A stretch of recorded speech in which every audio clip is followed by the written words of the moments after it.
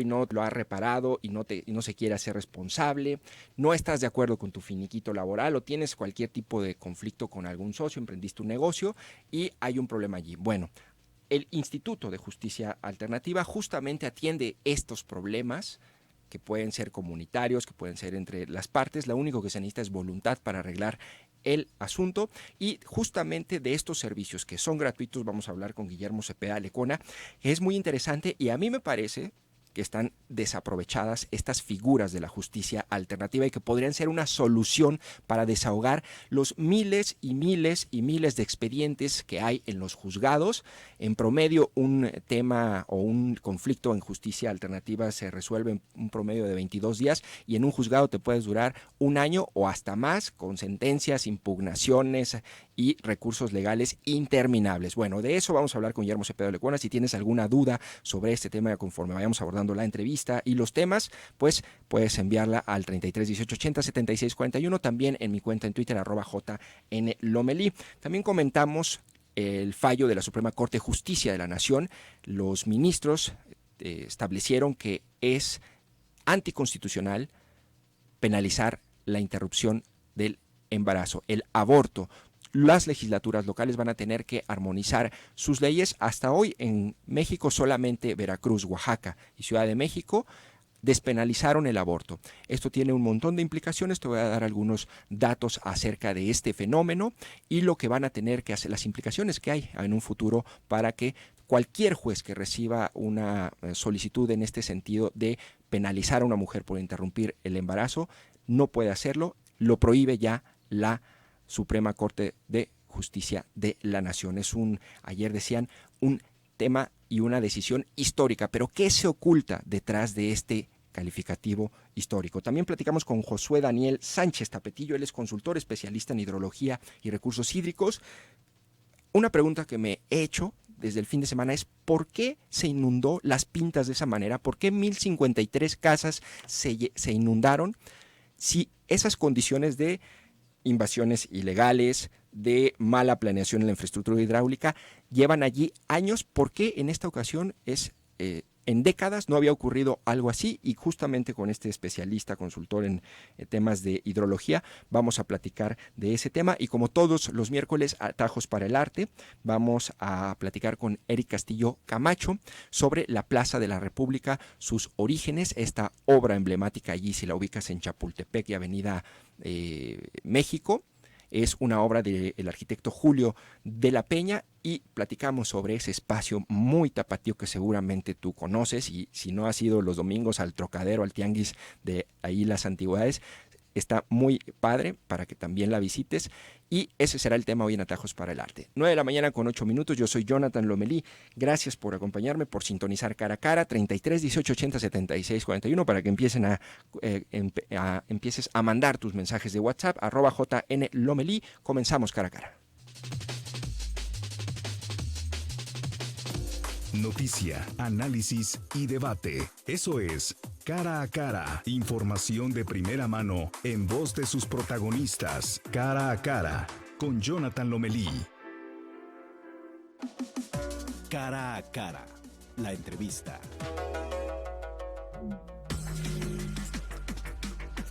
Le agradezco mucho a Guillermo Cepeda Lecona, titular del Instituto de Justicia Alternativa del Estado, que nos acompañe en Cara a Cara. Y uno de los motivos para platicar con él, pues son estos 10 años que cumple el Instituto de trabajo para mediar entre los jaliscienses en los distintos conflictos que hay. Y le agradezco que esté en este espacio Cara a Cara. Buenos días, ¿cómo está, doctor? Muy bien, estimado Jonathan, un gusto saludarte y saludos a todo el auditorio. Pues muchas gracias. A ver, yo le hacía un poco la pregunta al auditorio ahorita y le decía, pues bueno, has tenido un conflicto vecinal o hay alguna deuda que no sabes ya cómo negociar y pagar, este tipo de conflictos. Pero a ver, vamos empezando por el concepto más básico, que es, ¿qué hace el instituto? ¿Qué es un método alterno de resolución de conflictos? Bien, pues efectivamente el Instituto de Justicia Alternativa es quien debe impulsar el tema de cultura de paz. Como bien dices, el conflicto es inherente a la naturaleza humana, siempre va a haber objetivos incompatibles y recursos escasos, que son la principal fuente de conflictos. Suena muy bonito, así, objetivos incompatibles, cuando luego te andas agarrando de la greña ahí con el otro. Pero bueno, ciertamente hay objetivos incompatibles Sí. entre dos personas siempre, ¿no? Sí, y la cultura de paz es preventiva, decir, bueno, si privilegiamos el diálogo, si tomamos conciencia de esos objetivos incompatibles, los discutimos, se pueden prevenir los conflictos. Pero cuando ya no se logra eh, prevenir, cuando ya está el conflicto ahí, vienen estos métodos, llamados métodos alternos de solución de conflictos, que es lo que todo mundo intentamos, pero no todos tenemos las herramientas para lograrlo. Es decir, antes de ir a demandar a alguien, pues nos acercamos a la persona, que le cobramos, le manifestamos nuestra inconformidad, y antes de ir a demandar. Entonces, en el Instituto de Justicia Alternativa tenemos especialistas que se dedican a esto. Como bien dices, dependen de la voluntad de las partes, porque es voluntario. El instituto va a una persona y dice, yo tengo un conflicto con mi casero, tengo un conflicto con mi vecino, tengo un conflicto con mi esposa o mi ex esposa, y la citamos a la otra parte. La otra parte se le insiste, hemos aumentado mucho antes cuando llegamos al instituto, solo el 16% de las personas invitadas acudían. Uh-huh. Ahora ya hemos logrado que el 50% acudan, y ya que están ambas personas en la mesa, el 82% llega a un convenio. Y las herramientas son muy poderosas porque son de mucha calidad, de mucha calidez, justicia con rostro humano, porque la justicia tradicional solamente destaca los términos jurídicos, ¿no? Lo relevante para el derecho, sí, y no las emociones, las necesidades de las partes, que a veces el derecho no es tan exacto para contemplarlos. Que yo insisto, cuando veía un poco y revisaba y conozco este instituto, el trabajo que realiza, yo insisto que deberíamos ya en algún momento cambiar esta cultura en vez de decir, pues le voy a decir a mi abogado, debería ser, pues voy a ir con Cepeda Lecuona al Instituto de Justicia Alternativa para intentar resolver este problema. A ver, póngame un ejemplo, doctor, de un caso que hayan resuelto, específico, no sé si tenga alguno ahorita en la memoria, y que haya tenido buen fin. ¿En qué consistía? Y ya después me dice qué tipo de asuntos atienden, porque, ojo, para quienes nos están escuchando, desde luego no van a atender todos los casos, por ejemplo, tipo penal, pero a ver, una historia que me cuente. Bueno, pues nosotros tenemos muchos. Hay una que en particular que me conmovió mucho. Estaban disputando la custodia de un menor, un Ajá. matrimonio separado, todavía no divorciado, pero él vivía fuera. Pero su abogado le recomendó, porque a veces también ese es el problema, la cultura de los abogados, que es adversarial, incluso el sistema es adversarial, sí, porque es darse... ¿Qué significa adversarial? La confrontación, ¿no? Claro, entre adversarios. Sí, sí. Incluso se llama así el sistema penal acusatorio adversarial, ¿no? Pero no lo había pensado así, sí, ¿verdad? Eso sí, es como agárrense a trompadas. Sí, a ver, peleen, así como el referee que los lanza sí, a contender. Y el abogado le dijo, no vayas, es voluntario, yo ya estoy en el juzgado avanzando el tema. Pero el señor está desesperado porque tenía 8 meses sin ver a su hijo. Él, de donde trabajaba, estaba esa semana aquí, y él dijo, ya desesperado, dijo, no voy a ir a la sesión de mediación, pero me voy a llevar al menor. Entonces, en un Uber llegó y estaba en un descuido de la mamá, lo tomó, lo subió al Uber, la señora empezó a dar gritos de alarma, se le cerraron, y el niño estaba llorando y decía, ya no, por favor, ya no, porque tal cual lo estaban tironeando. Sí. Y yo escuché, yo ya iba saliendo de la oficina y vi esa situación. Salieron los mediadores, lo convencieron a las personas que entraran, y yo me quedé muy impactado porque el niño estaba sobre todo muy alterado. Y ya me fui a mi actividad y me dijo me habla alguien del instituto y me dice, doctor, lo vimos que se quedó preocupado, no se preocupe, aceptaron la pareja, entró a una mediación. Nuestra compañera Perla, que es psicóloga, le dio atención al menor mientras los papás harán su asunto, y sí llegaron a un convenio, y se fueron aquí a un restaurante de al lado a comer mientras se redacta el convenio y regresan a firmarlo. Entonces, me impactó que esa familia que estaba destruida 2 horas antes, estaban comiendo juntos los tres, ya con un acuerdo, y es lo que tiene la justicia alternativa, que saca lo mejor de las personas porque a veces el proceso, al contrario, se polariza el conflicto, lo escala. Y sobre todo en esos temas familiares Ujú. de pensiones, o sea, en algún momento yo platicaba con una juez y me decía, ¿sabes qué, Jonathan? La diferencia entre un asunto penal y uno familiar es que el penal, por igual tú te vas con varios recursos, impugnas y todo, y dices, y a lo mejor en 2 a 3 años termina el pleito con una sentencia. Dice, pero el familiar puede durar toda la vida. Exacto. Y son los que más saturan, los que más tardan y los que más saturan los juzgados, ¿cierto? Entonces, eso se resolvió. Ahora, sobre el tipo de asuntos que ustedes, bueno, para empezar, ¿cuánto cobran ustedes por esto? Es totalmente gratuito, elija. O sea, yo llego Sí, así, tengo este conflicto y sí. tengo aquí a mi rival, Ujú. me gustaría que me ayudaran a mediar. ¿Qué asuntos son los que atienden? A ver. Los que mayormente son familiares, efectivamente, los civiles, incumplimiento de contratos, temas de arrendamiento, ¿Cómo qué tipo de contratos? cualquier incumplimiento. Cualquier Por ejemplo, contrato. ahora con la pandemia de que, oye, no puedo pagar la renta porque me quedé sin trabajo, o es un local comercial y está cerrado y no tengo ingresos. Entonces, cuando hay un incumplimiento de cualquier Claro. contrato o de suministro, oye, ¿sabes que mi proveedor me está quedando mal? No quiero que me apliques la cláusula, van con nosotros, lo resolvemos mercantil y también comunitario. El 12% son ¿A qué se refieren vecinos. con comunitario? Bien sus Sí, estadísticas que tienen ese rubro sí, comunitario, ¿qué son? entre vecinos, Vecinos. ruido, ¿Cuál es la principal diferencia entre los vecinos? el tema ¿Ruido? el ruido, el ruido, la basura que la dejan ahí afuera, o que sorban las cocheras, pero sobre todo es el ruido por las noches. Bueno, dice que la tasa de resolución es de 82% de cada asunto de cada 100 asuntos, 82, 82. y los que no, pues se van a Sí, tribunales. sí, sí, sigue ahí.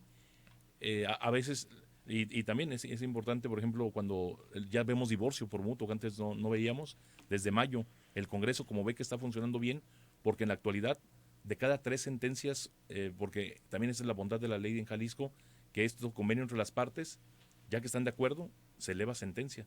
O sea, Claro. y es lo bonito que las partes construyen la sentencia. Ahorita que comentabas del tema familiar, cuando nos dieron la posibilidad del divorcio por mutuo, algunos nos decían cuidado porque efectivamente el conflicto en los divorcios comienza con la sentencia, porque Claro. a los 6 meses ya quieren revisar la manutención, a los 4 meses ya quieren revisar la custodia, al año y medio quieren ver la convivencia, y en esta situación, pues por eso se alargan, o sea, Claro.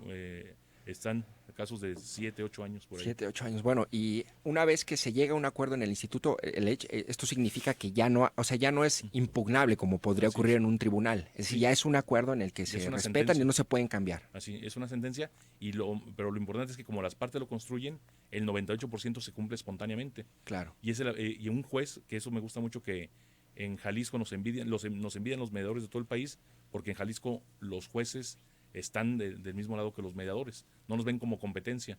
Sí. Y al contrario, el juez Vitela, a mí me encantó cuando dijo, no van a tener ese problema porque hay tantos problemas en los divorcios por mutuo, porque el convenio no lo hacen las partes, lo hacen sus abogados. Claro. Y ahí vienen los malos entendidos. Y aquí como las partes lo hacen, lo hacen entre ellos, se cumplen. Bueno, a ver, estamos con Guillermo Cepeda Lecuona, titular del Instituto de Justicia Alternativa, y ya estás escuchando el tipo de asuntos que pueden atender. A ver, si tienes un asunto bueno que nos puedas compartir ahorita para poner al especialista a prueba, envíalo al 33 18 80 76 41 para que también nos informe y nos oriente. Y vamos a un corte, si le parece, doctor, y seguimos platicando un poco más sobre este instituto y los casos que atienden. Aquí tengo una lista de preguntas que, bueno, me voy a dar prisa para poder hacerlas todas junto con las del auditorio. Vamos a un corte y regresamos con más. Mañana con 21 minutos seguimos aquí con Guillermo Cepeda Lecuona, titular del Instituto de Justicia Alternativa, y aquí tenemos, a ver, un caso. Dice Jonathan, buen día, dice Julián Cholico.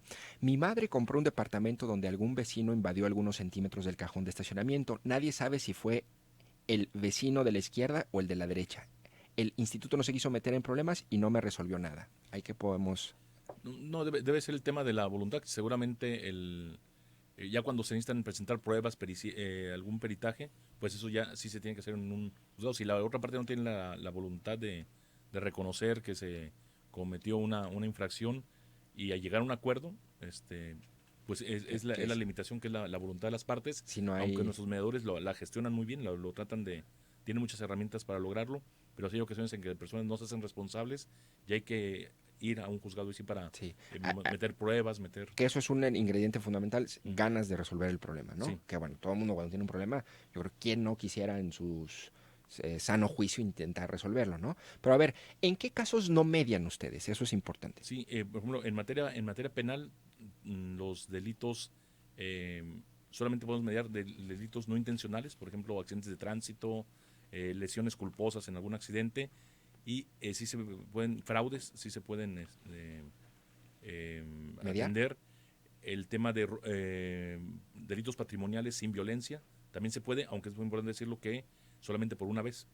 Ya la siguiente vez se trata de dar una oportunidad a las personas. O sea, cuestiones penales está muy limitado. Sí, a estos delitos. En materia familiar, todo lo que es convivencia, custodia, alimentos y ahora el divorcio administrativo y divorcio por mutuo. En materia civil, cualquier incumplimiento de contrato. En materia mercantil también cualquier deuda. Resolvimos en 2019 un asunto de 1.600 millones de pesos ahí en el instituto. ¿De qué? Era un conflicto entre dos grupos empresariales que tenían ¿De verdad? 6, 7 años. ¿De qué? Bueno, Sí, se puede decir porque y nos han ya autorizado que... ¿sí? ¿Quiénes son? El del World Trade Center, como se cumplió ya el convenio. Ah, claro. Y Uy, y esos duraron, pero en 7 super años. pleito, ¿no? Sí, Además, millonadas ahí. Sí, fue un asunto de 8 horas de mediación, pero fundamental es que estén de acuerdo. Ya nos hemos desgastado, hemos gastado millones de pesos en recursos. Vi en sus estadísticas que decía cuidado de familiares enfermos. ¿Cómo aplican estos casos la mediación o cuál es el conflicto ahí que resuelven? Bueno, hay muchos casos en que ya con la expectativa de vida, con esta situación de que hay padres que van a pedir alimentos y cuidados a sus hijos, ¿no? Yo me quedé sin ingresos y se piden alimentos ahora al revés, ¿no? Antes lo normal es que se piden alimentos para los menores de edad, sí, y ahora algún cuidado y estoy enfermo, y llaman a los hijos que a veces no los atienden, llegan a un convenio y decir, ¿de qué manera te vas a ser responsable de ahora apoyarme a mí? Entonces y hay cada vez más casos. Claro, porque eso es un tema, a lo mejor no vas a ir ante un juez a demandar o algo, pero ciertamente es un problema en muchas familias. Y se podría ir al juez familiar. ¿Quién va a cuidar al adulto mayor, al viejito? Sí, claro. O que tienen Alzheimer y dice, ¿quién lo va a cuidar? O ¿cómo se van a hacer responsables de los gastos? Y en cuanto a la estadística de casos, ¿cuántos atendieron en la pandemia? No sé si esto aumentó, me decían que sí. Y en 2019, 2020 y este año, es decir, ¿cómo se ha comportado la estadística y cuántos casos atienden en un año? En este año es atención en cuanto a los que llegan, luego atención en cuanto a los que se resuelven, pero este año vamos a atender alrededor de 18,000. El 2020, con todo en pandemia, fue el año, el mejor año en la historia del instituto. Para que nos demos una idea, en Jalisco son 11,000 convenios al año contra 24,000 sentencias de los jueces. Sí. Entonces, en ese sentido, es mucho la presencia. También, para darnos una idea, el estado que menos convenios tiene de mediación es San Luis Potosí, con 176. Nosotros tenemos 11,000. Además, hay una red de centros públicos y privados, la más grande de México, porque también hay mediación privada. Estamos en 50 municipios. Y también para dar un comparativo, el Nuevo León tiene 35 centros de mediación, nosotros tenemos 154, sí, y estamos en 50 ¿Dónde está el instituto? Es Enrique Díaz de León Norte, 316, esquina con Garibaldi. ¿Nomás llegas allí o tienes que sacar cita o cómo le haces? Sí, en el 33 13 80 0000, con 6 líneas. Ahí hay que llamar, se le plantea el caso. Hoy sí se puede llevar, no se puede llevar. En principio, cualquier conflicto se puede mediar. Sí. Pero, por ejemplo, en laboral no tenemos competencia, pero ha habido casos en que llegan con la voluntad, el patrón y el dicen, empleado, arreglémonos. Y ya nos arreglamos y los apoyamos, tenemos convenio, van a la Junta, lo ratifican en los términos que lo negociaron en el IJA y lo revisa la Junta y lo avala. 33 13 33 13 80 0000. Okay, con 6 líneas. Con 6 líneas. Ahí está. Sí. Dice aquí, que creo que este es un comentario interesante. Dice, buen día, Jonathan.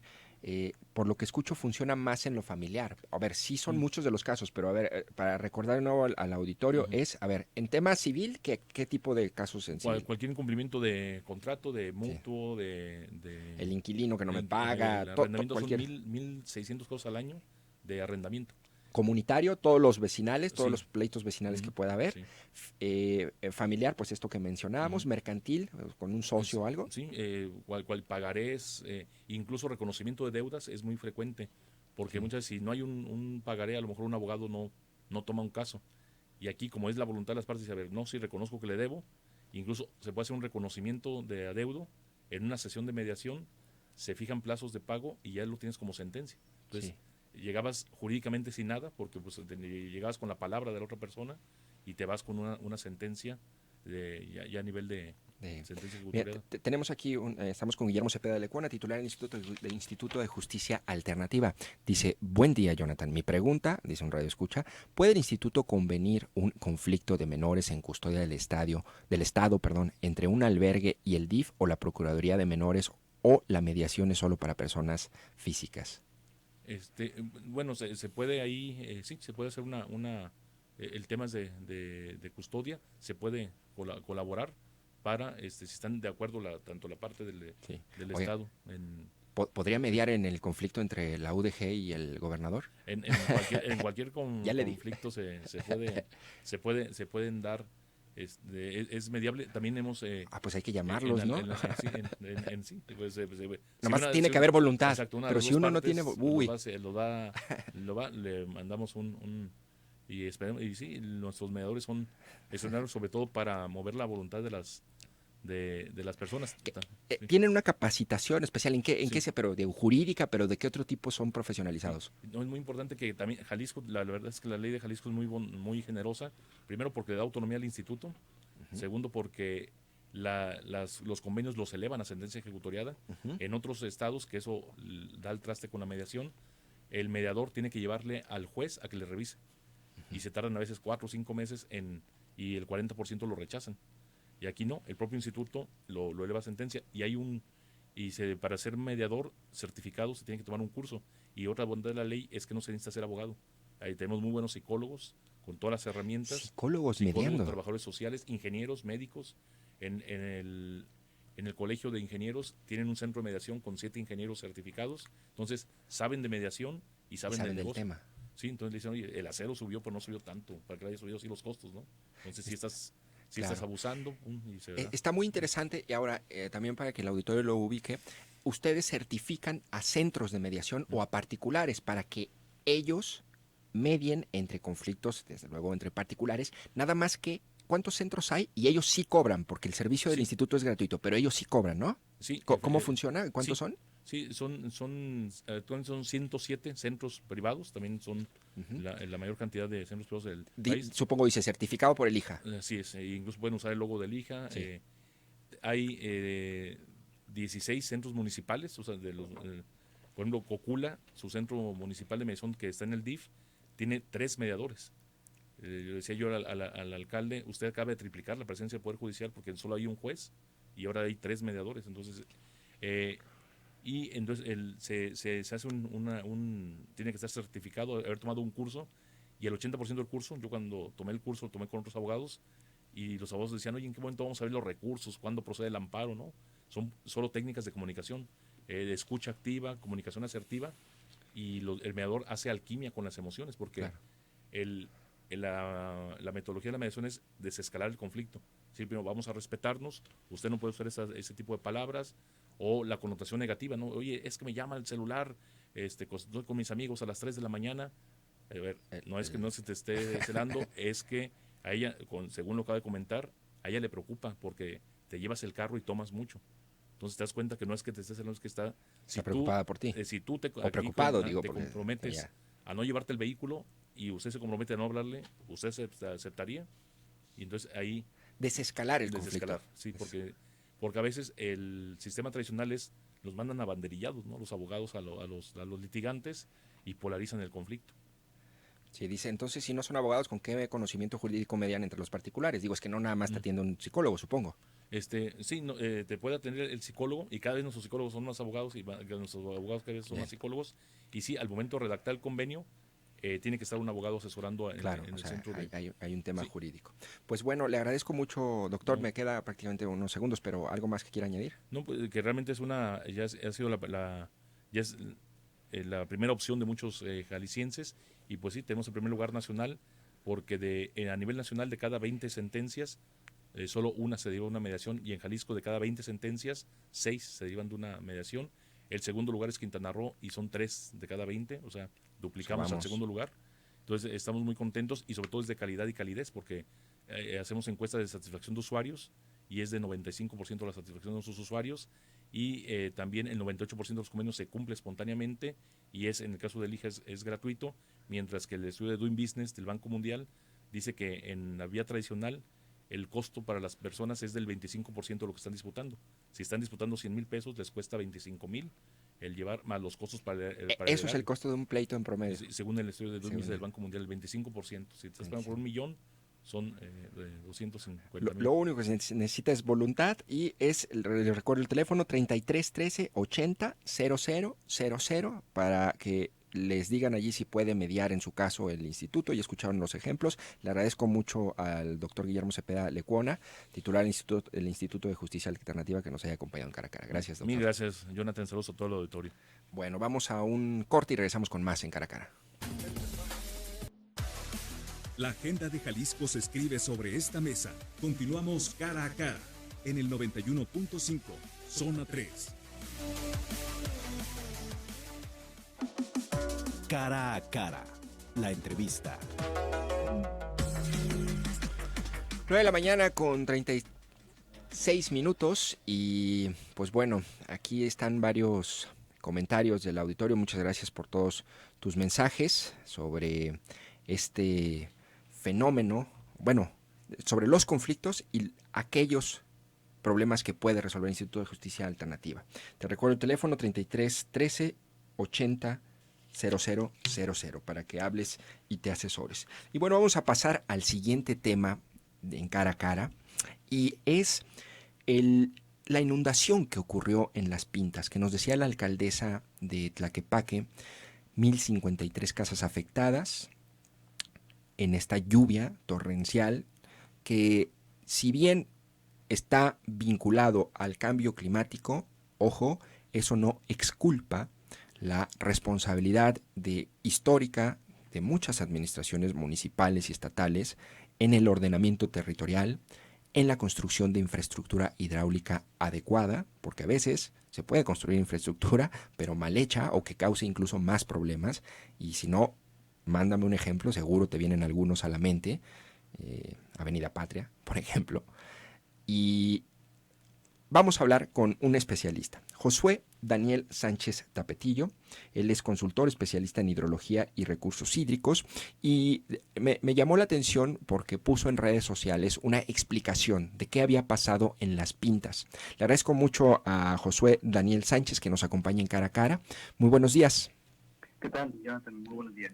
Bueno, Daniel, pues prácticamente con fíjate, me llamó la atención que pusiste ese tweet, porque fue en tu Twitter, en donde pones una explicación de por qué se inundó de esa manera la zona de Ojo de Agua y Juan de la Barrera, estas colonias ahí en Tlaquepaque, y me llamó la atención y me dio un gusto ver que muchos medios, no solamente tradicionales, sino electrónicos, te empezaron a buscar para entrevistarte, lo cual a mí me denota que en realidad, en gran medida, cuando vivimos estas tragedias, Josué, lo que queremos también son explicaciones, no justificaciones de las autoridades.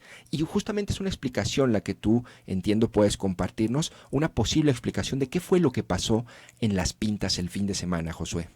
Sí, claro que sí, Jonathan. Primero, agradecerte el espacio, la oportunidad de platicar contigo y con tu auditorio. Coincido contigo el aspecto de buscar explicaciones y no solo justificaciones. Ya refiriéndonos al caso.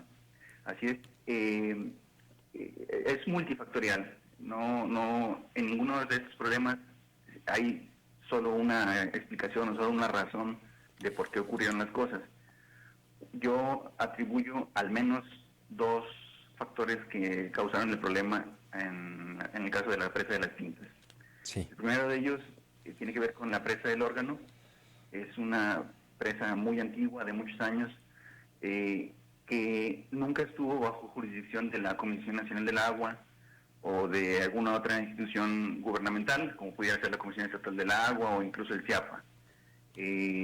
Estaba en terrenos privados y por ese descuido en el ordenamiento del territorio que mencionabas al principio y la negligencia pues en este cuidado y después algunas acciones, como fue el caso de los cambios de uso del suelo que se autorizaron en el gobierno municipal de Tlaquepaque hace algunos años, permitieron que la presa fuera desapareciendo gradualmente mediante rellenos, mediante depósitos de escombro, construcción de algunos espacios.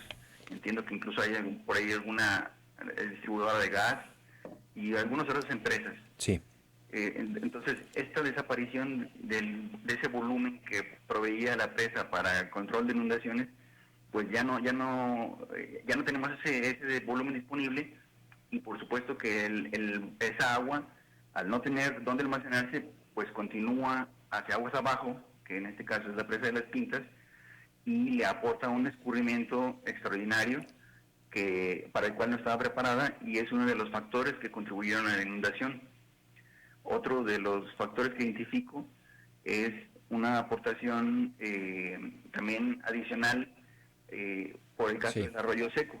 Este arroyo que proviene desde la zona alta de Zapopan, la primavera, que ya causó estragos en Zapopan, como hemos visto en el último mes y medio, sí, sigue ocasionando problemas.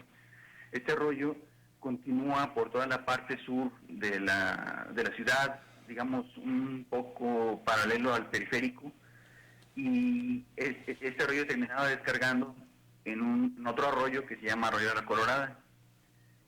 Cuando se construyó el sistema antiguo de abastecimiento de agua proveniente de Chapala, se construyó la presa de las Pintas y el canal de las Pintas, que trae precisamente el agua desde el río Santiago. Sí. Este canal, prácticamente cuando se construye, corta el arroyo seco e intercepta desde entonces el agua que aporta este arroyo y la canaliza hacia la presa de las Pintas. Entonces tenemos estas 2 aportaciones extraordinarias hacia la presa de las Pintas, que es una zona baja, deprimida topográficamente, y pues toda esta incapacidad del vaso actual de la presa de las Pintas para recibir descubrimiento propicia las inundaciones. Oye, una de las dudas que me surgía, Josué, es por qué, entendiendo estos factores, y creo que eso es muy importante, y cuando dices es multifactorial, no debería aplicar esa explicación solamente para casos como estos. En realidad, siempre la realidad es multifactorial y es más complejo que simplificar como blanco o negro. Pero bueno, entendiendo que hay muchos factores que confluyen, tengo una duda. ¿Por qué un vecino dijo que hacía décadas que no se habían inundado de esa manera? Y ciertamente yo no recuerdo en muchos años una inundación de esas dimensiones. ¿Por qué ahora ocurrió justamente si estas condiciones de infraestructura, de invasión de la presa ya estaban dadas desde hace tiempo? Es decir, ¿por qué ocurrió justo en este momento? La explicación que yo daría a esta pregunta es, insisto, se conjuntan varios factores. Uno de ellos que sigue aumentando, la urbanización. Sí. La cuenca de ambos arroyos, tanto el arroyo en medio, que es el que aportaba por el lado de la presa del Órgano, como el arroyo seco, las cuencas se siguen urbanizando, se siguen impermeabilizando y por lo tanto aportan cada vez mayor escurrimiento. Entonces, eso, conjuntado con un temporal que ha sido más copioso, más abundante que otros, que no significa necesariamente que sea atípico o extraordinario, como se suele argumentar también desde la parte gubernamental. Sí. Se conjunta todo esto para crear este problema, ¿no? Claro. Bueno, ahora una consulta, Josué Daniel Sánchez Tapetillo, consultor especialista en hidrología y recursos hídricos, una consulta al consultor. A ver, ¿cuáles son, en tu opinión, o en qué orden, los 3 niveles de gobierno son responsables? Es decir, ¿quién va primero y quién va después? ¿O es en el mismo nivel? Para evitar este problema, estas inundaciones, pero sobre todo para resolverlas a mediano y largo plazo. Bueno, desde mi punto de vista, la principal responsabilidad recae en la autoridad municipal. Uh-huh. De repente se suele hablar mucho o recientemente del concepto de gestión integral del agua, pero el concepto de gestión integral del agua no es solo enfocarnos en construir conductos o infraestructura, tuberías para manejar adecuadamente el agua.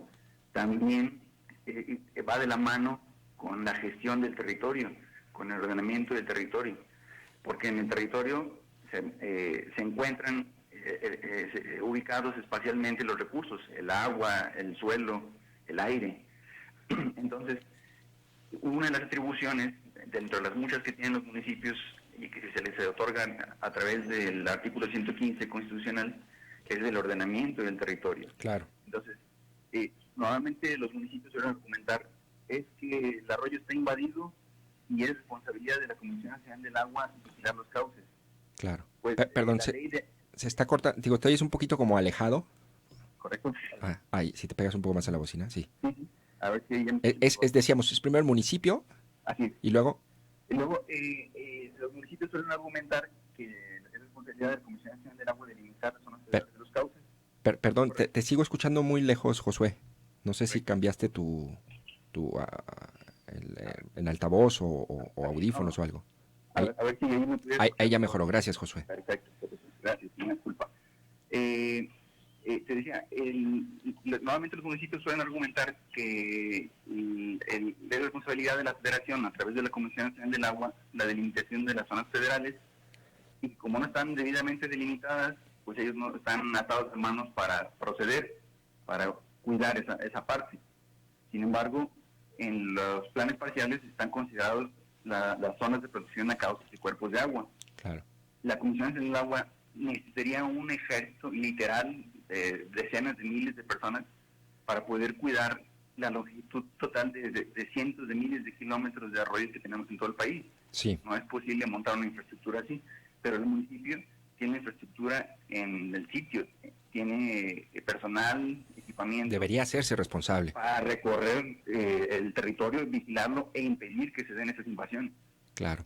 Bueno, Josué Daniel Sánchez Tapetillo, consultor especialista en hidrología y recursos hídricos, te agradezco mucho que nos hayas compartido esta información. Un gusto para mí platicar contigo y estoy a sus órdenes. Gracias. A ver, me quedo con esta lectura que hace Josué Daniel. Ciertamente, yo siempre he hablado de este triángulo de las Bermudas del servicio público o de la función pública, ¿no? En donde confluyen más de 2 o 3 entes de gobierno o instancias u organismos, se genera un triángulo de las Bermudas, un limbo, en donde nadie se hace responsable. Y ciertamente, en estos casos siempre dicen, pues es el municipio que no atiende, o es Conagua que no hace supervisiones, o es el Estado que no invierte en represas o en infraestructura hidráulica. Y es allí en donde nadie y todos se hacen responsable y no hay soluciones a los problemas. 9:47 a.m, vamos a un corte y regresamos con Atajos del Arte con Eric Castillo Camacho. Escucha Zona 3, 91.5.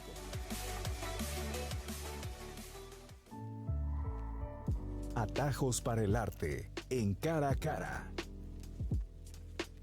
Me da muchísimo gusto saludar. Ahora me toca a mí de este lado platicar con Eric Camacho sobre... Bueno, hablamos de diferentes temas. Eric, ¿cómo estás? Bienvenido. ¿Qué tal? Buenos días. Muy bien, Laura. Gracias. Sobre la Plaza República, mi querido Eric, siempre la vemos pasar. Yo paso muy seguido por ahí. De hecho, todos los sábados hay pues como un tianguis de antigüedades, pero sí, tiene una historia y me gustaría que nos platicaras sobre esto porque seguramente muchos de los que nos están escuchando pues la han visto todo el tiempo que pasamos por ahí. Claro. Está una cuadrita a unos pasos de Chapultepec, pero ¿qué historia tiene? Platícanos. ¿Qué tal? Buenos días. Sí, pues como tú dices, es un espacio de la ciudad bastante, digamos, cotidiano, ¿no? Queda prácticamente ya en los márgenes del centro de la ciudad. Y bueno, me interesó tocar ahora este tema porque además de la Plaza de la República, que como comentas bien está en las confluencias de San Felipe y Juan Manuel, ahí justo donde arranca el corredor de Chapultepec, sobre todo quisiera hacer énfasis en la escultura que está presente ahí, que es una patria, ¿no?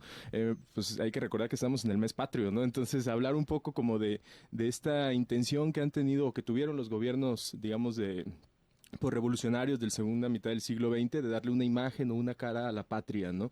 En esta escultura. La plaza básicamente se inauguró se concibió por el centenario de la restauración de la República, ¿no? En 1867, como sabemos, pues terminó ese episodio bastante casi cómico, ¿no? Del Segundo Imperio en México con Maximiliano de Habsburgo, y Juárez pues restauró lo que era la República, y 100 años después, en 1967, el gobernador Medina Ascencio en el estado de Jalisco, pues quiso hacer una conmemoración y utilizó al arte público, al espacio público, como una herramienta de recordar, ¿no? Este suceso histórico.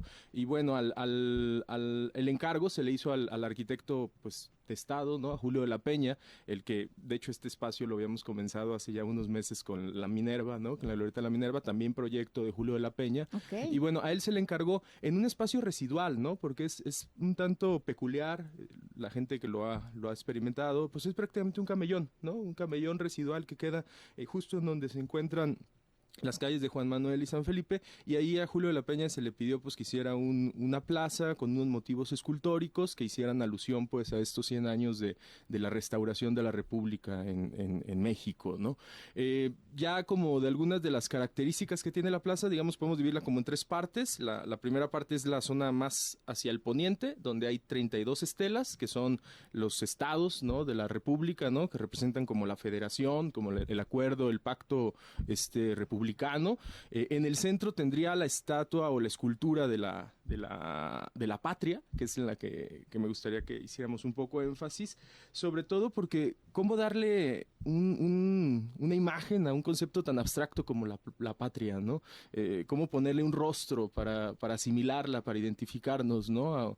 De hecho, tengo aquí una cita de lo que Julio de la Peña le solicitó al escultor, que es Juan José Méndez, que entre otras obras hizo al Cristóbal Colón, de la Glorieta en Colón, el Amo Torres, que está allá afuera del Mercado Corona, a los Niños Héroes, ¿no? Es el mismo escultor.